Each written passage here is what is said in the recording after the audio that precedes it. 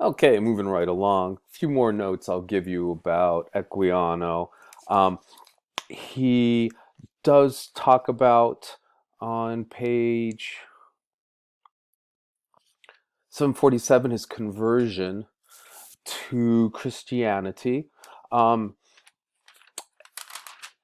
and says something interesting about. Uh, Actually, this was before his baptism and conversion,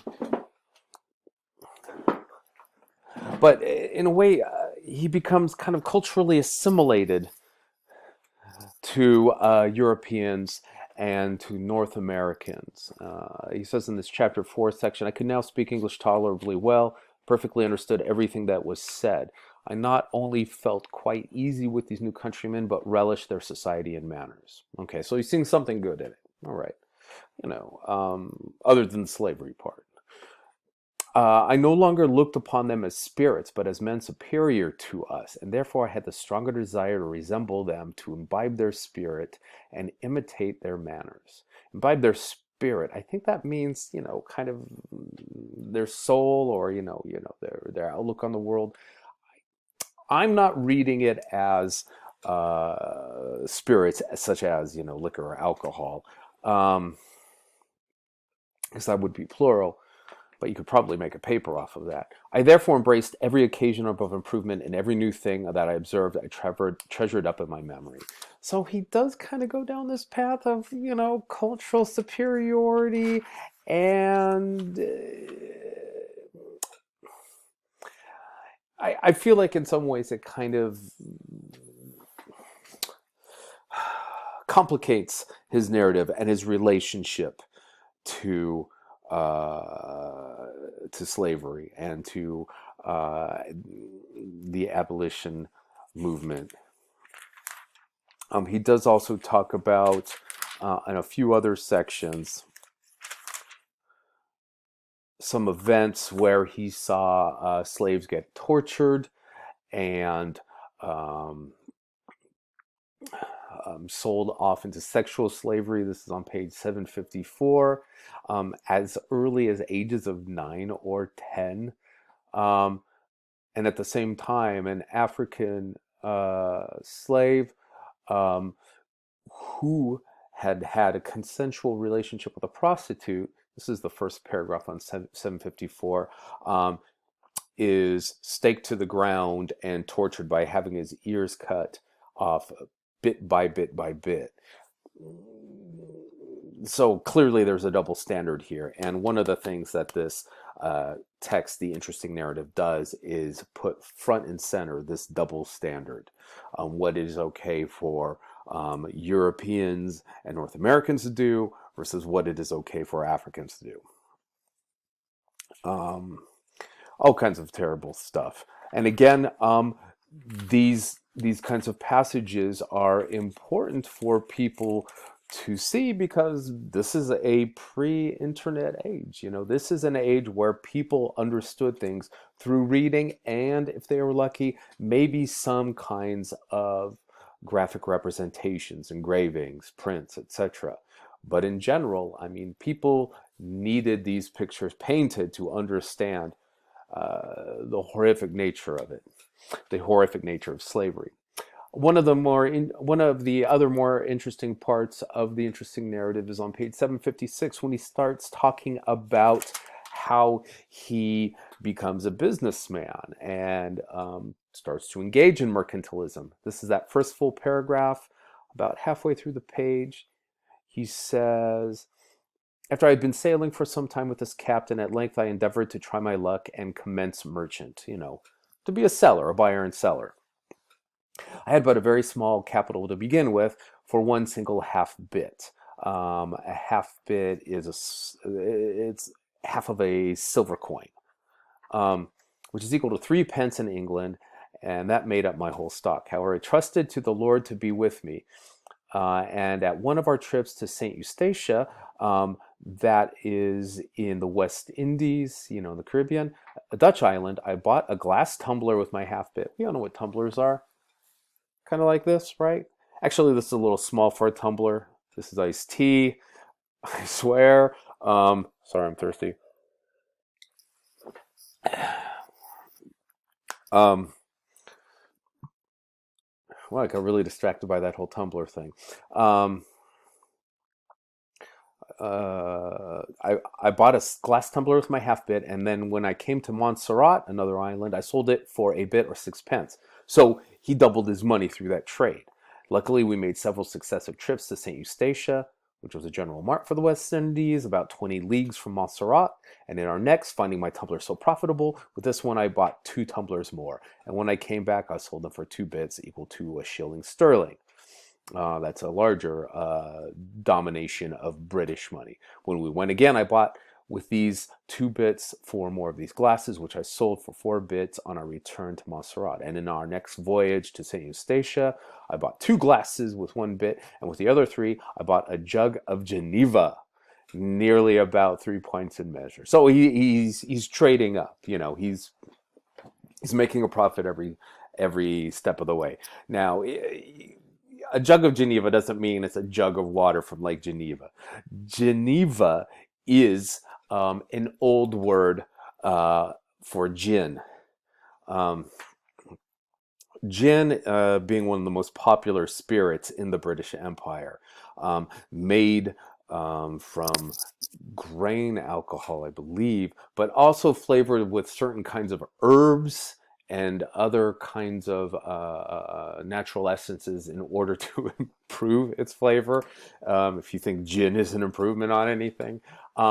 And if you want to know a little bit about the etymology of the word, one of the things that gin is flavored with is juniper berries that have a very pungent, almost peppery smell and taste. Sometimes you find in them in some European cooking. Sometimes the Germans use them. Um, but the word for juniper berry in other languages is the Ginevra berry or the Genevan berry. So there we go, right back to from gin to Geneva. Exciting ride. So there you go. There you get a little bit about how he's fitting into this notion of self-improvement along the way. And it feeds into this idea of social mobility um, in this growing sense of America. I think that's all I want to say about him. We'll go ahead and move on to Phillis Wheatley. Let me go ahead and load that up. Okay, moving right along, we'll be talking about Phillis Wheatley now, our second African American slave writer in the course. And she is important to us for many different ways. First of all, let's get it out of the way.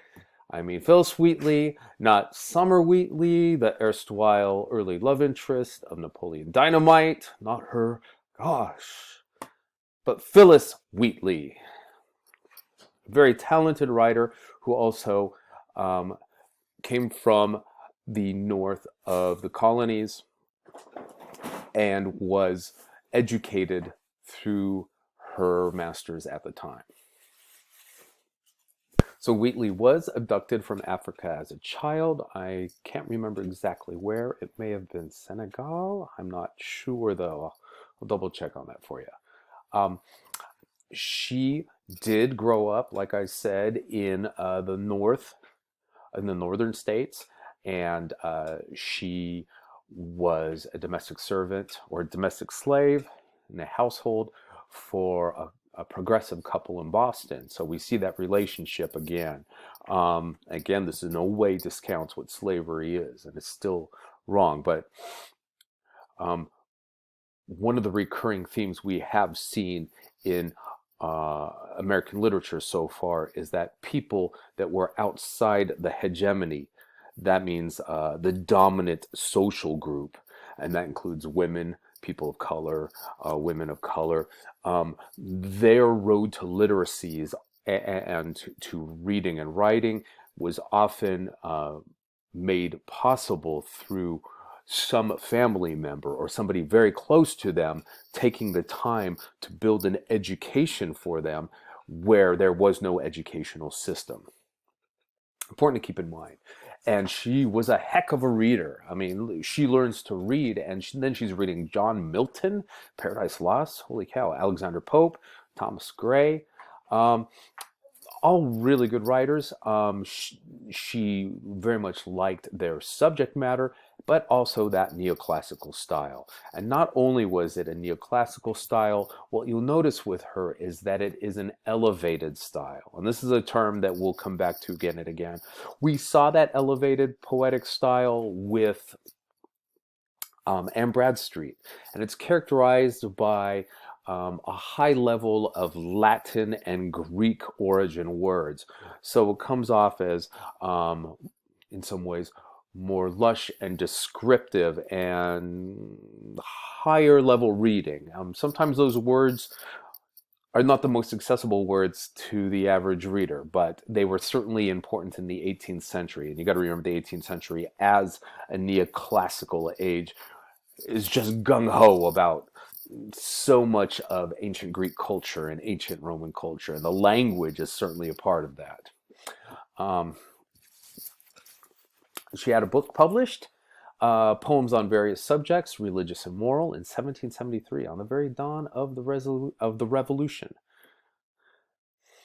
and was freed from slavery that very same year. Part of it was in response to her writing.